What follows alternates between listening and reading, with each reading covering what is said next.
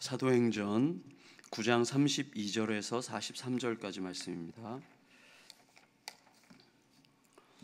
1월 24일 토요일 사도행전 9장 32절에서 43절까지 교독하겠습니다. 그때 베드로가 사방으로 두루 다니다가 룻다에 사는 성도들에게도 내려갔더니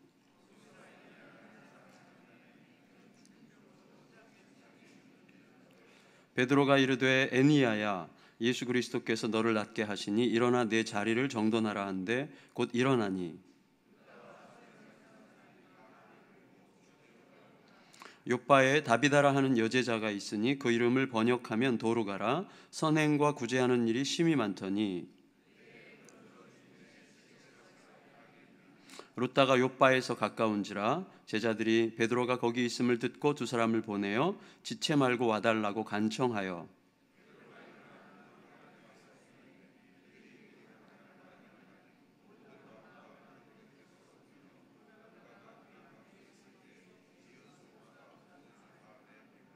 베드로가 사람을 다 내보내고 무릎을 꿇고 기도하고 돌이켜 시체를 향하여 이르되 다비다야 일어나라 하니 그가 눈을 떠 베드로를 보고 일어나 앉는지라.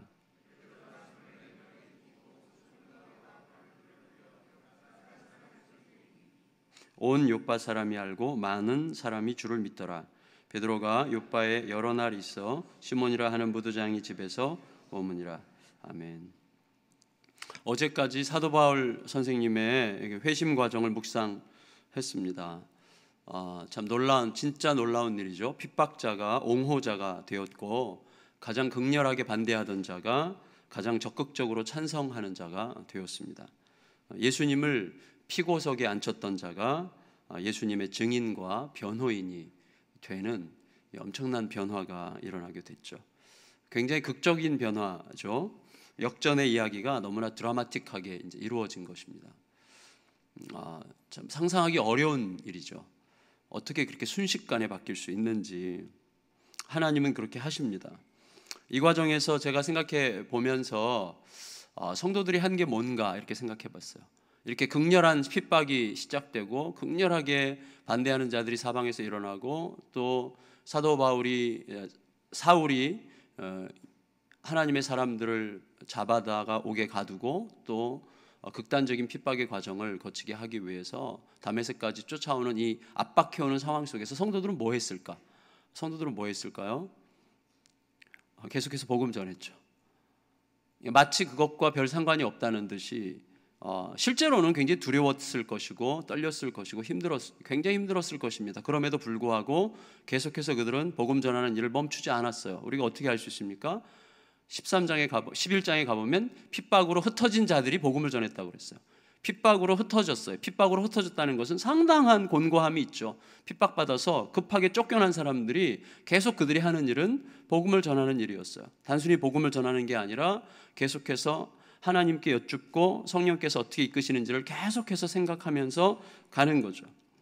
그래서 오직 하나님을 바라보고 지속적으로 성령님과 접촉하는 일에만 집중하는 동안에 이제 핍박의 세력이 급격하게 핍박의 모든 그 운동의 최선두의 선자가 갑자기 돌아서서 이제 옹호자가 되고 변호자가 되고 증인이 되고 우리 편이 되는 그런 이제 극적인 변화가 일어나게 되는 것이죠. 저는 그것을 한편으로 초월의 사역이다 이렇게 부르고 싶었어요. 성도들의 초월의 사역.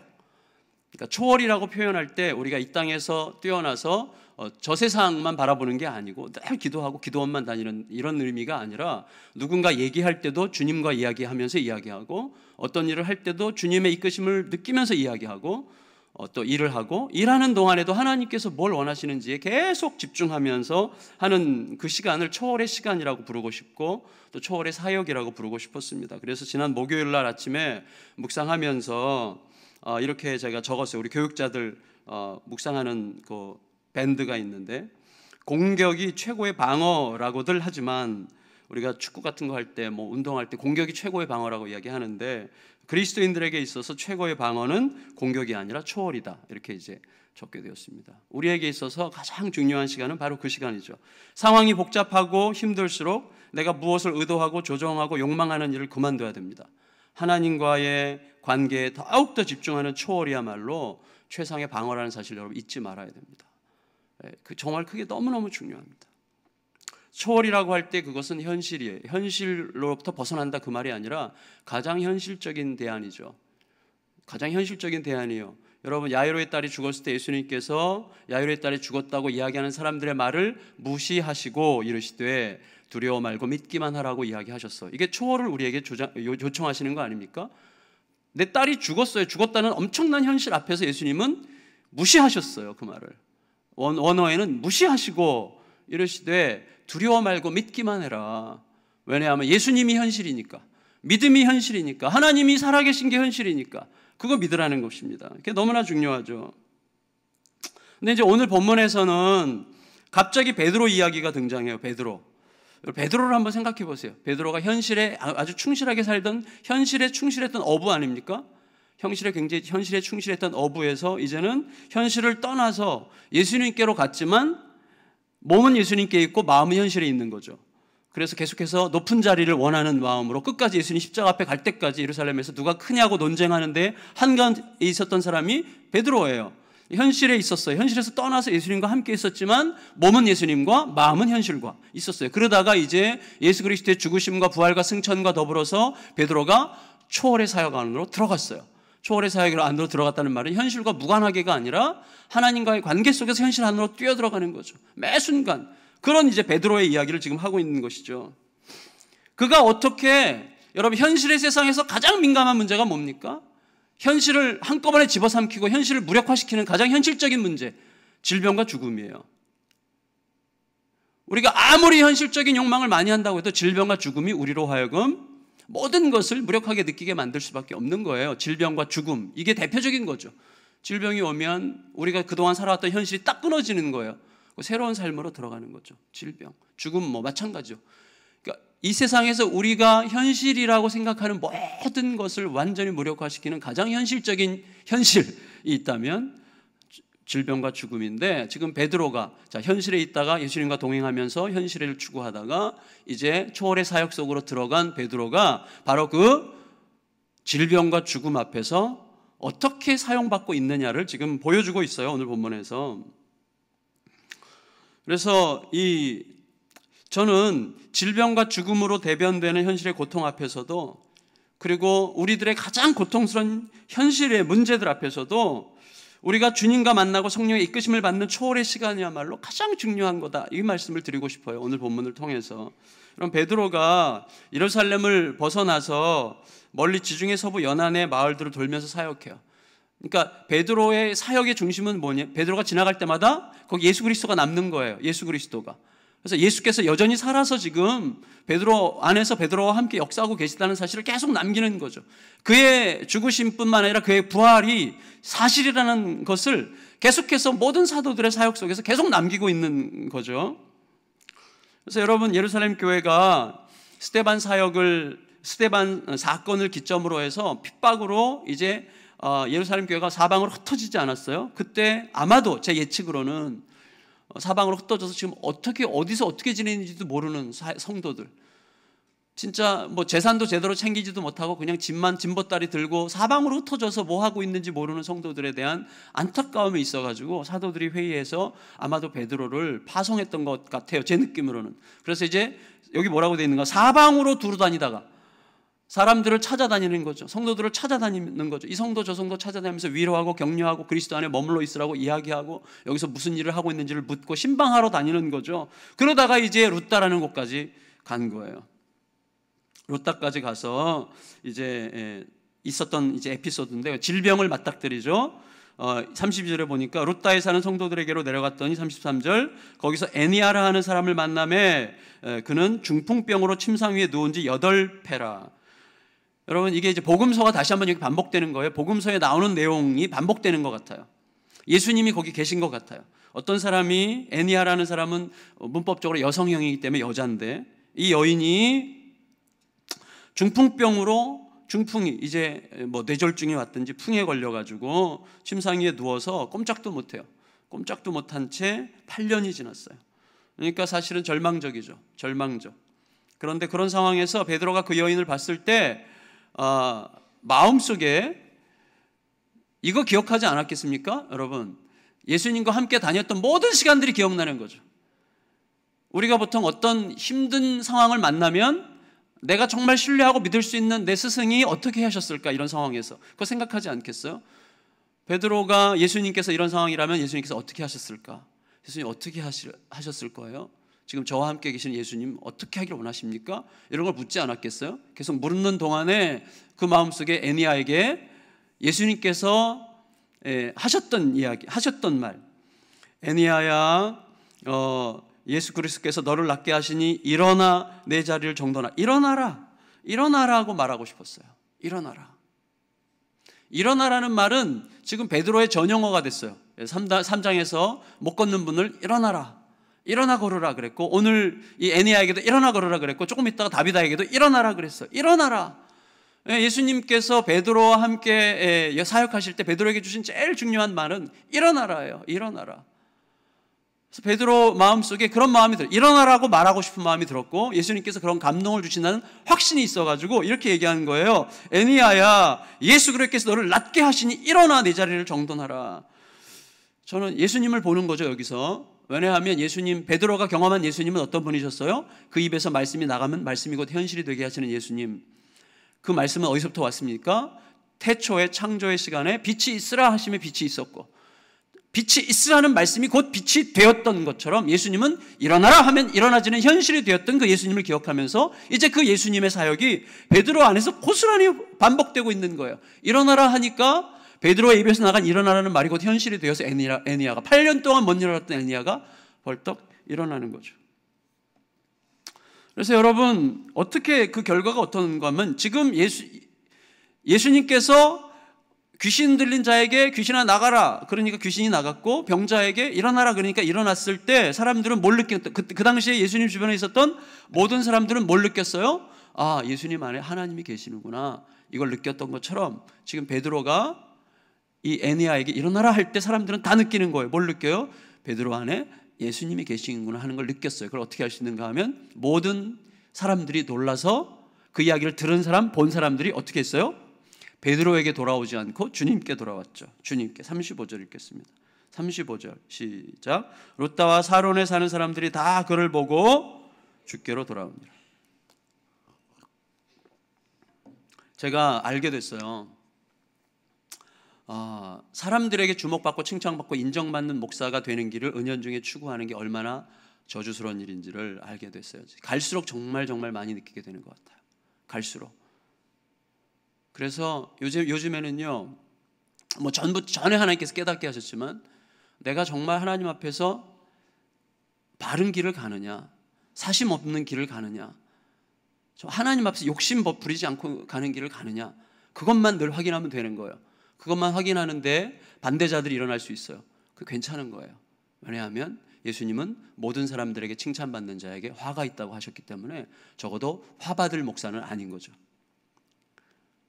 내가 그릇행해서가 아니라 정말로 묻고 또 물어 하나님 앞에서 그러지 않은 길을 간다고 하나님께서 내 마음속에 확신을 주시는데도 어려움이 생길 때는 괜찮은 거예요. 여러분, 모든 사람에게 칭찬을 받는 자에게 화가 있기 때문입니다.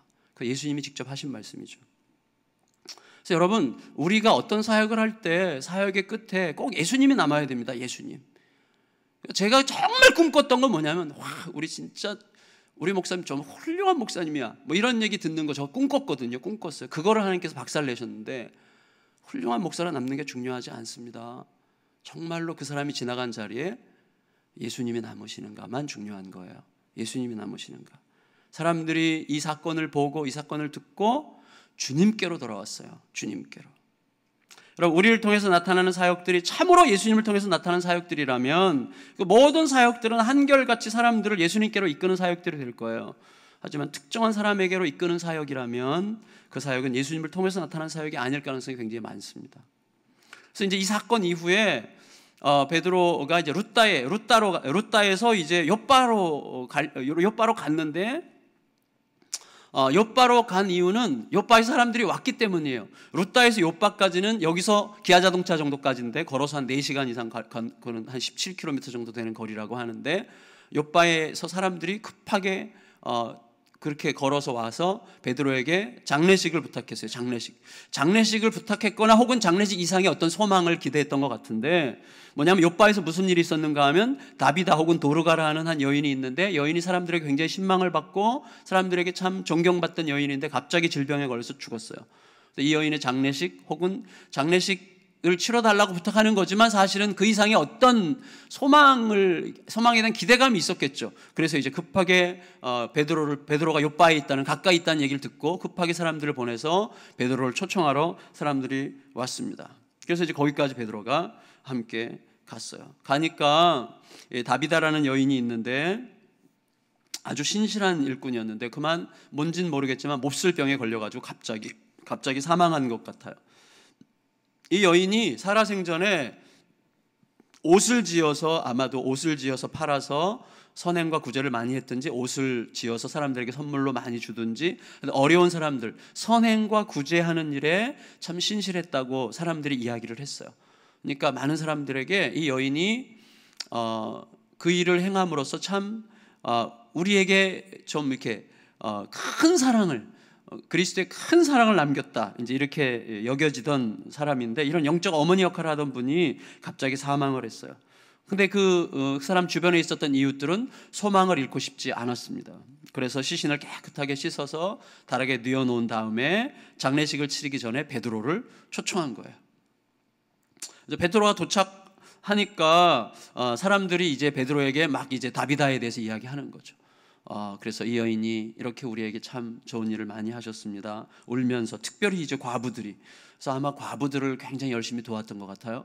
과부들이 나서서 막 베드로에게 이분을 이제 이렇게 격려하고 또 이제 이분에 대해서 이야기를 했어요. 그 상황을 파악했던 베드로의 마음속에 그때도 베드로가 뭐 했겠어요? 계속 그 얘기 들으면서 기도했겠죠. 예수님을 생각했겠죠. 이때는 누구를 생각했을까? 저는 생각해 보니까 야이로의 딸을 생각했을 것 같아요. 야이로의 딸. 예수님 어떻게 할까요? 이 상황에서 예수님 어떻게 하길 원하십니까? 계속 기도하는 동안에 아마 야이로의 딸을 생각했을 것 같아요. 야이로의 딸이 죽었을 때 예수님께서 들어가셔서 어떻게 했었을까? 예수님 저도 그렇게 해야 됩니까? 물었겠죠. 자기가 마치 하나님인 것처럼, 예수님 것처럼 이렇게 하지 않았을 거예요. 그건 초월의 사역이 아니라 자기 육체적 사역이죠. 자기가 굉장히 신적인 존재인 것처럼, 유능한 존재인 것처럼 행하는 것만큼 추한 게 없죠. 계속해서 주님께 물었을 거예요. 계속해서 주님. 그러면서 갑자기 베드로가 뭐라 그랬습니까? 다비다야 일어나라. 이 말을 원문에 보면 뭐예요? 원문에서는 달리다굼이라는 말이죠. 달리다굼을 예수님께서 야이로의 딸에게 하셨잖아요. 야이로의 딸에게 일어나라, 달리다굼 하셨어요. 그때 일어나는 거예요. 달리다굼. 베드로가 그걸 그대로 따라하는 거예요. 달리다굼, 일어나라. 예수님께서 그렇게 말하라고 허락하셨겠죠. 놀랍게도 다비다는 일어났어요. 여러분, 이런 일이 가능하다고 믿습니까? 별로 확신이 없네. 가능하다고 믿으세요? 저는 확실히 믿습니다. 예수님이 생명이시기 때문에 지금도 그런 일이 흔히 일어나면 안 돼요. 그런 일이 흔히 일어나면. 그럼 우리는 바로 그것을 통해서 또 타락해요. 흔히 일어나면 안 되는 거예요. 복음의 최전방에서 반드시 복음의 역사를 위해서 필요한 경우에 일어나는 것이지, 흔히 일어나면 큰일 납니다. 그때는 되는데 왜 지금은 안 돼요? 지금 일어나면 내가 타락하기 때문이에요. 우리가 정말 심각하게 생각해야 됩니다. 하여튼 그 여인의 손을 잡아 일으킬 때 다비다가 일어나서 살아났어요. 저는 이 부분에서 이 사울의 변화, 공격자가 변화하여 옹호자가 되고 핍박자가 변화하여 변호인이 되고, 그 예수 그리스도를 피고석에 앉혔던 자가 예수 그리스도의 변호사가 되는 이런 사울의 변화, 엄청난 역전의 변화죠. 이런 것들이 우리들의 삶에 저는 얼마든지 우리에게도 일어날 수 있다고 확신합니다. 다시 말하면 부정이 거룩을 침해해서 부정하게 만드는 패러다임이 구약적 패러다임이죠. 부정한 것이 거룩을 침해하는 거죠. 그러나 새로운 패러다임은 거룩이 부정을 삼켜서 거룩하게 만드는 패러다임이죠. 그래서 예수 그리스도가 모든 것을 은혜로 삼켜서 새롭게 만드는 거죠. 죽음이 생명을 침해하여 죽은 자 앞에서 생명 가진 자들이 죽은 자처럼 절망하는 상황이 지나가고, 이제는 생명이 죽음을 삼켜요. 그래서 생명 가진 자들이 죽은 자 앞에서 죽은 자가 살아나는 것을 보는 상황이 이르게 되는 것이죠. 그게 예수께서 이 땅에서 행하시고 이 땅에서 남기신 복음의 역사고 생명의 역사예요. 수없이 많은 사람들이 살아나는 역사, 살리는 일, 계속해서 살리는 일, 예수의 사람으로 살리는 일, 거기에만 우리가 집중해야 됩니다. 그래서 자, 이 일의 이제 과정 속에 하나님께 성령께서 친히 역사해 가시는데 이 사역이 이제 어디로 뻗어나가려고 하는가를 우리에게 보여주시기 위해서 9장 마지막 절이 이렇게 기록되고 있어요. 9장 마지막 절 43절 읽겠습니다. 시작. 베드로가 요빠에 여러 날 있어 시몬이라 하는 무드장의 집에서 머무니라. 여러분 보세요. 자, 제가 전에 몇 년 전에 열왕기상 19장 말씀 설교할 때 거기 엘리야 이야기할 때 엘리야가 갈멜산에서 크게 승리한 다음에 이세벨이 너 죽여버릴 거야. 그러니까 엘리야가 엄청나게 낙심해가지고 우울증에 빠져가지고 도망갔죠. 도망가서 죽여달라 그랬죠. 하나님 나 죽여주세요. 더 이상 희망이 없습니다. 하나님 도대체 뭐 하시자는 겁니까? 뭐 이런 마음이 들어서 하나님한테 실망했어요. 도망가서 그가 어디에 앉았어요? 광야에서? 무슨 나무 아래 앉았죠? 로뎀나무 아래 앉았어요. 로뎀나무 아래. 그래서 제가 그때 질문했던 것 같은데 여러분에게 왜 로뎀나무 아래 앉았는가? 이렇게 질문했죠. 왜 로뎀나무 아래 앉았었어요? 엘리야가? 그때 제가 얘기 안 했나요? 거기 왜 로뎀나무 아래 앉았을까요? 이유는 거기 로뎀나무밖에 없었기 때문이에요. 이제 농담하는 게 아니라 진짜예요. 왜냐하면 여러분 전에 우리 류모세 선교사님 모셔서 저에게 강의하실 때 로뎀나무 보여주셨어요. 로뎀나무는 어떻게 생겼어요? 쌀이나무 같아요. 햇빛이 숭숭 뚫리는 나무예요. 로뎀나무 아래서는 쉼이라는 게 있을 수 없어요. 안식이 없어요. 그래서 지금 유대인들에게도 로뎀나무 아래에 앉아있다 그 말은 비참하다는 뜻이래요. 비참하다. 그러니까 로뎀나무 그늘을 만들 수 있는 게 로뎀나무밖에 없기 때문에 할 수 없이 로뎀나무 아래 앉은 거지 그늘이 많은 곳이라면 거기 가서 앉았겠죠. 로뎀나무라는 뜻을 보면요 실제로 히브리어 로뎀나무 아래 시궁창이라는 뜻도 있대. 시궁창, 비참하다, 시궁창 뭐 이런 뜻. 어디 가면 뭐 로뎀 카페 이런 것도 있는데 그것 좀 문제가 있는 것 같아요. 근데 어쨌거나 여러분 로뎀나무 아래 우리가 로뎀이라는 말을 굉장히 안식 뭐 이렇게 쓰는데 실제로는 안 그렇다는 거예요. 실제로는 지금 현재도 이스라엘 사람들은 로뎀나무 아래 앉아있다 그 말을 비참한 형편이라고 이해하고 있다는 거예요. 비참하다. 근데 자 제가 왜 이 말씀을 드리는가 하면 베드로가 이 사역을 쭉 하면서 요빠에서 머물 곳을 찾았는데 왜 무드장이 집에 머물렀다는 거예요. 왜냐하면 거기 무드장이 집밖에 머물 곳이 없었기 때문이에요. 저는 그렇게 확신합니다. 왜냐하면 지금까지 베드로는요 아직 이방인들에게 마음이 열리지 않은 자이고 그 다음에 안디옥에서 이방인들과 식사할 때 유대에서 사람이 오니까 도망쳤던 사람이 이방인들과 함께 식사하는 것이 꺼림직한 사람이에요 여전히. 그런데 베드로가 무드장이는 누굽니까? 무드장이는 그 가죽 가공업자예요. 그러니까 죽은 짐승 시체를 항상 만져서 가죽을 뜯어내서 그것을 말리고 가공해가지고 해야 되는 사람이기 때문에 무드장이는 일단 부정한 사람이에요. 부정한 사람. 그래서 여기 해설에 보니까 뭐라 그랬어요? 무드장이 남편을 둔 여자는 단지 그 이유만으로 이혼을 요구할 수 있다. 여러분 이 당시는요 여자가 이혼 요구하는 일은 불가능합니다.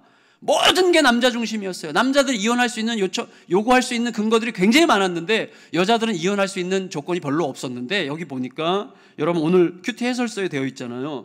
무드장이 남편을 둔 여자는 단지 그 이유만으로도 이혼을 청구할 수 있었다고 한다. 그만큼 부정한 사람이 무드장이 가죽 가공업자인데 왜 베드로가 그렇게 보수적인 베드로가 여전히 아직 이방인들에게 마음이 열리지 않은 베드로가 바로 다음 10장 내일부터 본문 10장에 가면 하나님께서 보자기 내려가지고 잡아먹으라 그럴 때 안 됩니다. 나는 이렇게 더러운 거 못 먹습니다. 이렇게 말해야 했던 베드로가 그 전에 이미 가죽 세공업자 부정한 자 집에 들어갔어요. 이유는 머물 곳을 찾았는데 거기밖에 없었기 때문에 거기 머물렀겠죠. 일부러 머물 수는 없어요. 이 베드로가. 그것은 하나님의 뜻이죠. 하나님께서 이제 고넬료 이방인에게 복음이 전해지도록 하기 위해서 하나님께서 의도적으로 그리로 몰아가셔서 베드로로 하여금 이방인의 사역으로 이제 뻗어나가도록 하시기 위해서 하나님께서 길을 그렇게 예비하고 계신 것이죠. 하나님은 정말로 치밀하십니다. 예비하세요. 사람을 예비하시고 환경을 예비하시고 그래서 하나님께서 하나님의 그림 속에서 하나님의 사역을 해나가시기 위해서 하나씩 펼쳐가세요. 그러므로 핵심은 이거밖에 없어요. 제가 초월의 사역에 대해서 여러분에게 말씀을 드렸는데 우리에게는 관심이 하나밖에 없습니다. 내가 지금 하나님 사심 없이 하나님 앞에서 서고 있습니까? 하나님의 뜻을 쫓아 가고 있습니까? 그렇다면 어떤 일이 있어도 상관없어요. 예수님이 얼마나 많은 고난을 당하셨는데, 예수님이 얼마나 많은 핍박을 받으셨는데, 내 연약함과 나의 어떤 못된 마음과 못된 어떤 행동 때문에 어려움이 있을 수 있는 것은 정말 성령께 깨닫게 하셔서 회개하고 또 회개해야 되겠어요. 그럼 또 생각하고 또 생각하고 또 생각하면서 하나님과 내가 함께 가고 있느냐, 그거 늘 생각하고 누구와 대화하면서도 하나님께서 지금 나에게 말씀하신다는 마음과 믿음을 가지고 계속해서 주님께 물으면서 대화하고 어떤 일을 하면서도 주님의 뜻을 쫓아가면서 일을 하고, 이런 초월의 사역 속에서만 우리들은 하나님의 스토리 안에 거할 수가 있게 되는 거죠. 그게 우리들에게 너무너무 중요합니다. 여러분, 모든 과정이 하나밖에 없어요. 내 지경을 넓히는 거 아니에요. 내 자리를 만들어가는 거 아니에요. 내 이름을 새기는 게 아니에요. 모든 사역의 목적은 복음의 확장이에요. 그리스도가 남는 거예요. 그리스도를 남기기 위해서, 그리스도 이름을 남기기 위해서 우리가 사역하는 것이죠. 근데 우리가 그리스도라는 이름을 많이 부른다고 해서 남는 게 아니에요. 그렇죠? 그래서 여러분, 공격자가 옹호자가 되고 고발자가 변호인이 되고, 죽음이 생명을 공격하는 대신 생명이 죽음을 공격하고, 죽음이 극복되고 생명이 살아나고, 성령께서 그렇게 이끄시는 것입니다. 여러분, 우리가 정말로 하나님 앞에서 초월이 현실이 되는 그런 은혜, 하나님의 영광만 보면서 살아가는 은혜, 그 은혜 속에 거하여서 오늘도 내일도 계속해서 하나님께서 이끌어 가시는 삶이 되기를, 우리의 삶이 내 욕망과 내 추구가 끌고 가지 않고 하나님의 은혜가 끌고 가는 삶이 되어서, 여기서 질병은 단순히 몸이 아픈 게 아니라 우리 몸에, 그것을 포함해서 우리 몸의 모든 연약함들이 극복되고, 죽음, 우리를 절망에 빠뜨리는 모든 고통들이 극복되면서 하나님의 일들이 계속 펼쳐나가는 것을 보게 되는 우리 모두가 되시기를 예수님의 이름으로 축원합니다.